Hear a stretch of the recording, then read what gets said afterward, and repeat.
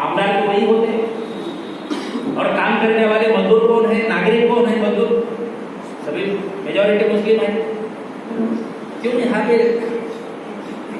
आप धर्म के बारे में सोचते हैं? क्यों ऐसा नहीं लगता आपको कि मेरे समाज के लोग इतनी बदतर जिंदगी जी रहे हैं, मुझे कुछ करना चाहिए? इतिहास गवाह है, जो धर्म गुरु रहते थे वो अन्याय के विरोध में लड़ते थे। अगर अभी के धर्म गुरु लड़ रहे हैं अन्याय के विरोध में, ये मजदूरों का शहर है, यहाँ मजदूर है। यहाँ के मौलवी का पहला काम होना चाहिए इमाम वेतन की लड़ाई लड़े और पावरलूम कामगार को न्याय दे, ये उनका पहला काम होना चाहिए। यहाँ के आमदार का, यहाँ के एमपी का, यहाँ के मिनिस्टर का क्या कर रहे हैं?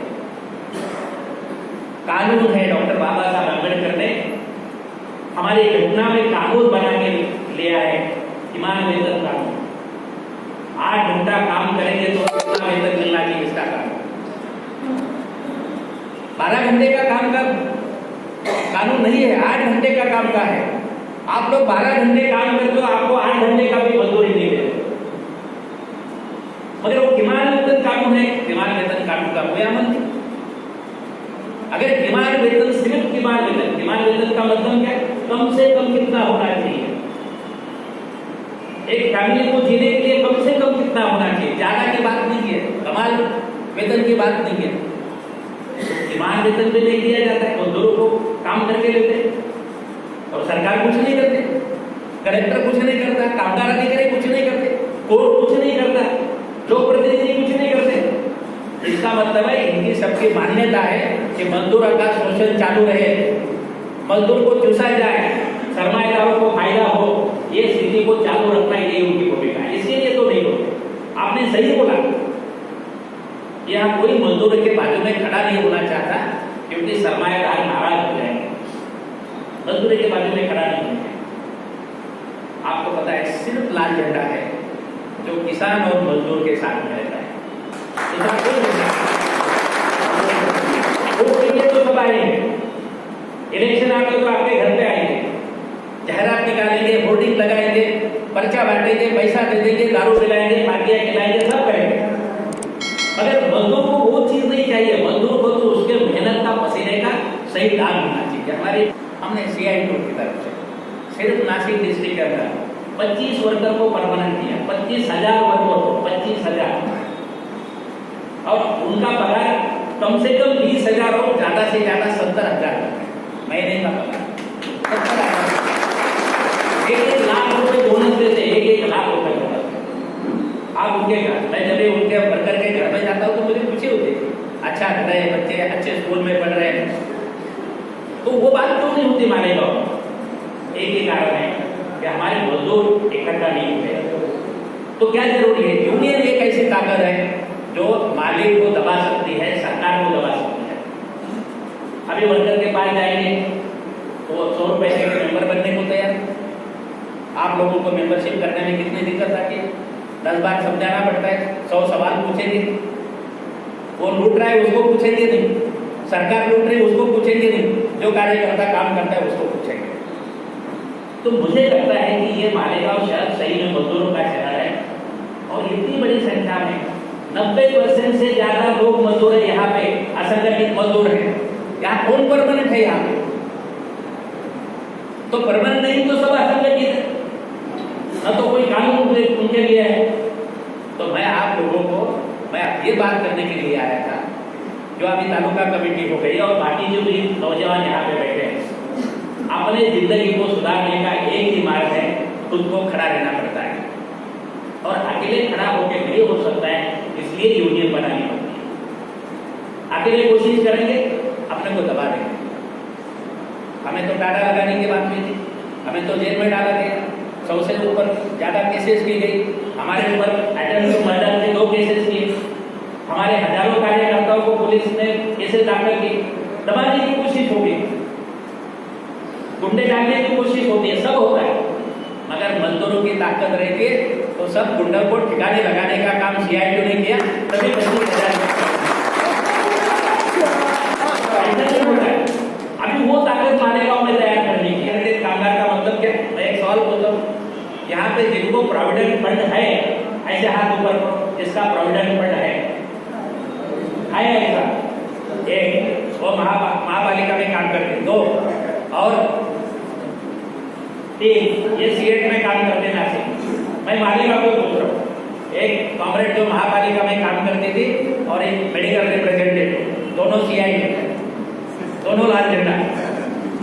अभी बाकी लोगों का किसी का भी प्रोविडेंट फंड नहीं है, इसका मतलब आप सब लोग असंगठित काम कर। इस यहाँ पे कितने लोगों का ESIC है? ESI किसको है? 2 ही बातें ध्यान रखना पड़ेगा। जो इनकम टैक्स नहीं भरता, इनकम टैक्स कौन भरता है बताओ? जिसका आमदनी 5 लाख से ज्यादा है भाई तो साल का, उसको इनकम टैक्स लागू है, बराबर है? 5 लाख बराबर है सचिन? साल का जिसका इनकम 5 लाख से ज्यादा है वो इनकम टैक्स भरता है। आप में से किसका 5 लाख से ज्यादा इनकम है यहाँ पे बताइए? मालेगांव के लोग यार कोई भी नहीं है, तो आपको इनकम टैक्स लागू नहीं, आपको प्रोविडेंट फंड नहीं, आपका ESIC नहीं, आप सभी के सभी असंगठित कामगार। ये बोर्ड में अभी क्या चल रहा है पता है? श्रमिक संगठित कामगार। जब श्रमिक संगठित कामगार आज के तौर पे आज निकल गया है नया कार्ड, ई श्रमिक कार्ड। देखो हमें कितना कार्ड बनाना चाहते हैं डॉक्टर हम लोग, हमें कितना सताते हैं ये लोग कि हर एक कागज पे जरा आधार लिंक मसले का तरह की तो वहाँ पे जाना पड़ेगा, वहाँ भी पैसा देना पड़ता है, वो नहीं होता है, आगे जाना पड़ता है तो काम के लिए 2 घंटा छूट जाता है। मतलब मजदूर का हर जगह पे मारा जा रहा है, हर जगह पे इंसाफ नहीं मिल रहा है, क्योंकि इधर जाएगा तो इधर काम छूट रहा है, इधर जाएगा तो मेरा पगार कम हो रहा है। मतलब क्या करें हम? यही कहता है कि श्रमिक कार्ड। और ये श्रमिक कार्ड क्यों बनना चाहिए? तो ये क्वेश्चन तो हर कामगारों के मन में छा गया है कि ये कार्ड मैं क्यों बनाऊं, क्यों चाहता है ये कार्ड बनाना?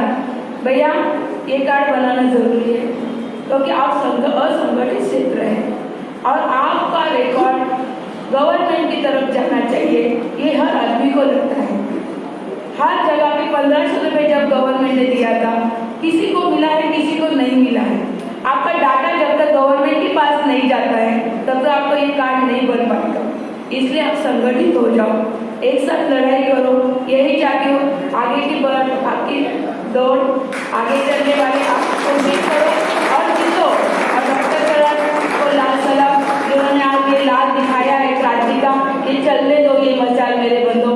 मैं कहती हूँ उड़ ले आसमान में, छू ले आसमान को, उड़ ले गगन में, छू ले आसमान को, मर्जी उसी को मिलती है जो घोंसले में जान मुझे सब से हम लोग के मन जाने दे, जाने किस हाल में होंगे मेरे भूखे बच्चे, ला मेरे बोल की कीमत मुझे थक जाती।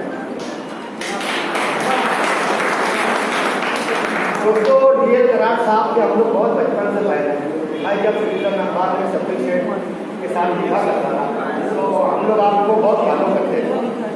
आज बहुत खुशी की बात है कि यहाँ पर जितने भी कम्युनिस्ट यूनियन के लेबर यूनियन के मजदूरों से मुताबिक तमाम जमा है, तो बताओ साथी होने के नाते जो मैं रमेश भाव को, अजहर खान साहब को, जावेद साहब, इनको अक्सर बोला करता था कि शहर में मजदूरों के लिए आप लोग आगे आए। आज इंडस्ट्रियलिस्ट को लेकर, उद्योगपतियों को लेकर, ट्रांसपोर्ट वालों को लेकर, पैसे वालों को लेकर तमाम विद्वान तमाम तो देश जाए, मगर मजदूरों का साथ दोस्तों यहाँ कोई ख्याल रखने वाला नहीं। ऐसे में हर पार्टी मजदूरों से दूर रहती है ताकि सेठ लोगों से उनकी दुश्मनी ना हो। साहब मैं बहुत लोगों से निवेदन मांगता हूँ कि हर कोई इनसे एहतियात करता है, टकराता है। एक जमाना था इख्तिलाफ रूस के बाद से हमारे आकाए बैठे हुए कि कम्युनिस्ट पार्टी में मजदूरों का ताका बदला रहता, मगर मजदूरों को मुत्तहिद होने से इस शहर में रोक दिया गया। ये बहुत बड़ी साजिश थी। तो शहर को बहुत दूर रस और नज़रबाज लोग समझते हैं कि इस शहर में मजदूरों को मुत्तहिद और एकजा नहीं होने दिया। उसके बाद में एक कम्युनिस्ट पार्टी जो अपनी तहकीकात को लेकर मुताबिक, इसमें बहुत लोग एजेड हो गए, बहुत ओल्ड हो गए, बहुत पुराने हो गए, इसमें नए लोग आ नहीं पाए, इससे जितना बनता है ये पार्टी भाषा लेके करते थे। लेकिन साहब इस शहर में मजदूरों का फीसद 60 है। मालेगांव शहर में 60% लोग हैं जो असंगठित मजदूर है, चाहे वो पावर लूम पर काम करता हो, चाहे सेटिंग में काम करता हो, प्लास्टिक मशीन में काम करता हो, या किसी भी शोबे के अंदर काम करता हो, तो ये मालेगांव ओरिजिनल में इसे मस्जिदों और मीनारों का शहर कहा जाता है, लेकिन उसके बाद में ये शहर मजदूरों का शहर है। सारा दिन अपना खून पसीना जलाने के बाद भी मजदूर के हाथ में आज इतना पैसा नहीं आता कि वो एक बेकार के साथ अपने घर जा सके। तो साहब, मैं बहुत बड़ी तकरीर और बहुत बड़ा भाषण नहीं करना चाहता। आज जहाँ तमाम मजदूर नुमाइंदे लोग जमा हुए, मुझको आप लोगों का देखकर खुशी होती है कि पैसे वालों के लिए तो सभी जीते हैं, मजदूरों के लिए जीने वालों आपको सलाम, और वो भी लाभ है। सिर्फ मेरी एक रिक्वेस्ट ये है कि कम्युनिस्ट पार्टी के थ्रू जितनी भी मजदूरों की यूनियन चलती है, इनको एक्टिव हो जाना चाहिए। मजदूरों को जोड़ने के लिए ग्राउंड लेवल पर आना चाहिए। मजदूरों की बेदारी के लिए जो वर्कर्स है, इनको समाज में जाना चाहिए और मजदूरों को ज़्यादा से ज़्यादा इससे जोड़ना चाहिए। मालेगांव की बदकिस्मती ये है कि यहाँ पर मजदूर कभी भी संगठन नहीं बनाते, कभी यूनिटी नहीं बना पाते। कहीं इनमें तालीम की कमी है, कहीं इन्हें रोक दिया जाता है। इन्हें ये बोला जाता है कि अगर आप यूनियन के साथ जुड़ोगे तो तुमको काम पर से हटा दिया जाए। तो आप मजदूरों को इतने इत्मीनान दीजिए दोस्तों, इस समाज के लिए, इस तबके के लिए शहर में कोई नहीं है, सिर्फ वो इनका खुदा। मजदूरों के मसाइल शहर में हल करने के लिए आप लोग एक्टिव होंगे। तमाम विंग्स, आपके जितने शोबे, आपके जितने सेल, ये तमाम सेल एक्टिव होंगे। मजदूरों को जब तक आप लोग मजदूरों की इकाई बताकर इस शहर में अपनी तादाद नहीं बताएंगे, जब तक इस शहर का सरमायादार, इस शहर का वो सरमायादार जो मजदूरों का खून चूसता है, वो आपसे डरेगा नहीं। प्रशासन भी बिना मुस्तैद हुए आप लोगों के मसाइल को सुनेगा नहीं।